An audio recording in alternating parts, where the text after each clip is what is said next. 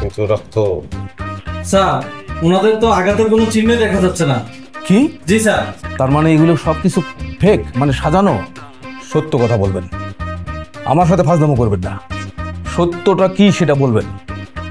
তাছাড়া আপনাদের সবাইকে কিন্তু আমি লকআপে ভরবো এবং রিমান্ডে নেব। স্যার স্যার আমার কোনো দোষ নেই স্যার, সব দোষ ম্যাডামের। কষের দোকান থেকে গরুর রক্ত এনে আমার মাথার মধ্যে লাগাইছে স্যার, আমার কোনো দোষ নেই। স্যার আমারও কোনো দোষ নেই, সব দোষ ওনার। পোল্ট্রি মুরগির দোকানে নিয়ে আমার মাথায় রক্ত লাগাই দিচ্ছে। পোল্ট্রি মারলেন আপু? আয় চল, যে কোনো কথা হবে না। এত শুধু মার হবে, মার, কোন সাউন্ড। সেন্ট্রি। জি স্যার। এদের দুজনকে লকআপে ভরা যাও। জি স্যার। স্যার আমরা স্যার আপনারা যান, কাল সকালে কল দিলে আপনারা চলে আসবেন। স্যার স্যার আমাদের কোনো দোষ নেই, ঝগড়া তো তাদের স্যার, আমরা তো জাস্ট হেল্প করেছি তাদেরকে। আমরা তো এখানে কোনো ব্যাপারই না।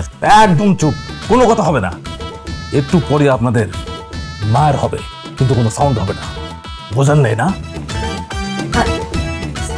স্যার ভুল বোঝাবুঝি হয়ে গেছে স্যার, ওনাদের কোনো দোষ নেই স্যার।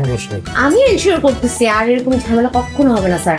এবার মাফ করে দিন স্যার।